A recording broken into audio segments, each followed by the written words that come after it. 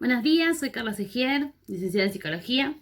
Hoy vamos a hablar de algunos tips en forma de estrategias para docentes que pertenecen a una aula inclusiva.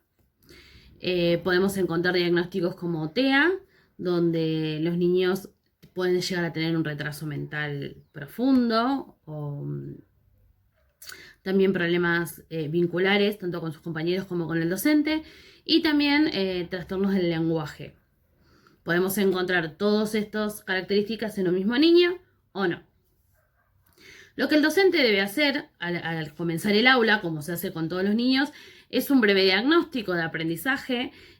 con estos niños, con TEA. También es importante que la escuela pueda hablar con el equipo interdisciplinario que trabaja con este niño para poder saber no solamente sus dificultades, sino también sus características que son muy importantes para el trabajo con ellos, ya que es importante que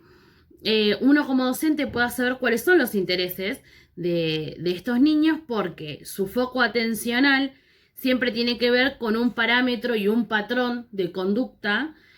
o un patrón que tiene que ver con una repetición. Entonces, por ejemplo, si el niño está en ese momento focalizado en un dibujito, como puede ser el hombre araña, entonces es importante que el docente pueda armar estrategias desde este personaje, ya que al ser motivacional para puede, aparte de focalizar la atención, también puede adquirir el aprendizaje. Entonces, nosotros como docentes debemos estar abiertos a estas posibilidades de que no vamos a trabajar con ellos al igual que con todo el otro alumnado, pero siempre desde la forma inclusiva. ¿Qué significa esto? No apartándolo de todo el contenido, sino realizar el contenido el mismo o parecido a sus compañeros, pero adaptado a sus posibilidades. Por ejemplo, también tenemos síndrome de Down, que los niños tienen un retraso mental un poco más profundo, problemas del lenguaje, pero ellos son más, necesitan más la parte afectiva. La estrategia del docente debe ser vincularse de forma afectiva, esto del abrazo, el cariño, las palabras afectuosas. Y ellos, al tener también, igual que el TEA, dificultades en la parte sensorial, es importante también poder traer herramientas al aula, puede ser para todos, obviamente, desde la parte sensorial, porque es la forma donde ellos pueden adquirir mejor el contenido que nosotros queremos dar.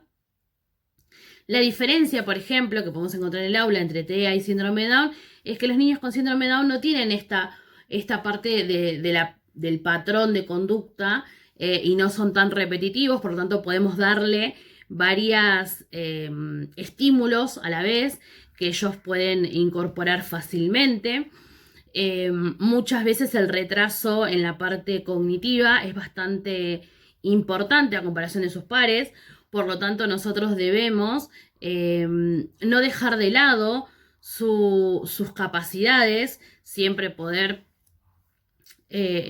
mostrarle a sus compañeros y tanto a él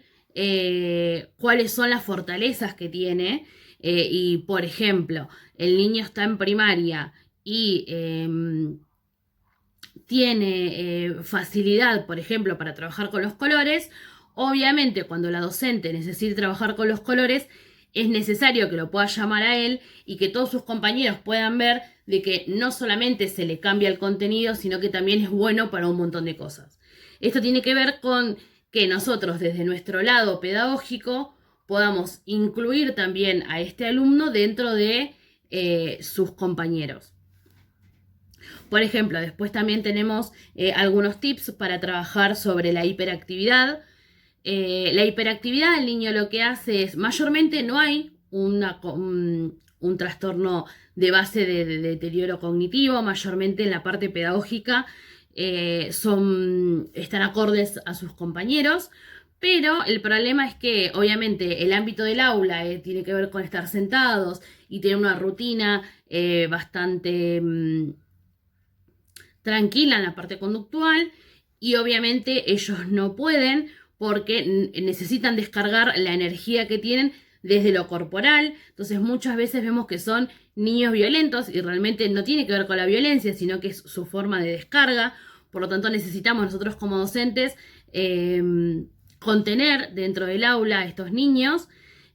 Obviamente podemos tener ayuda, pero es importante que el docente deje, por ejemplo, si tenemos que repartir los cuadernos, que lo haga este niño, así tiene la posibilidad de moverse dentro del aula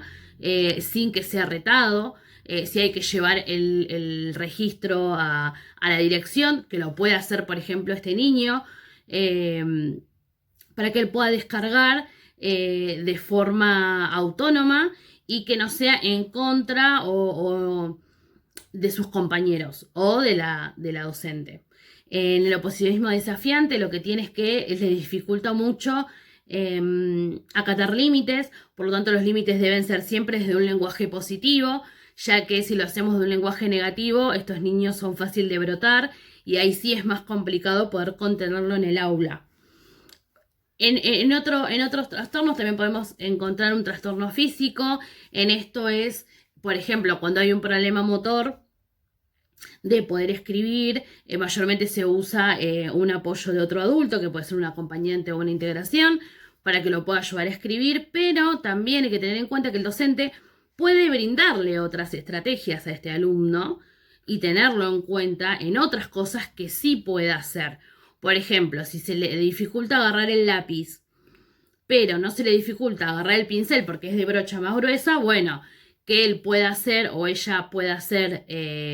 manualidades con el mismo contenido pedagógico que sus compañeros, pero adaptando la actividad a lo que el niño o la niña puede realizar.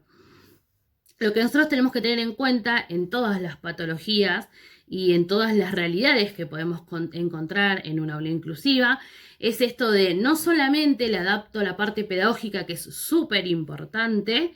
pero no solamente me voy a enfocar en eso, sino también en que todas las actividades que yo le pueda brindar, por un lado lo incluyan con sus compañeros y que los compañeros no vean a este alumno como el que hace las cosas diferente, sino el que desde esta forma puede brindar todas sus potencialidades, como también se puede hacer con todos los otros alumnos. Y por el otro lado, también tener en cuenta que cuando el niño se siente incluido dentro del aula, sea la patología que sea, puede adquirir mucho mejor el conocimiento y vincularse de manera afectiva hace que este niño pueda adquirir todas las herramientas necesarias para la sociabilización cuando sea adulto.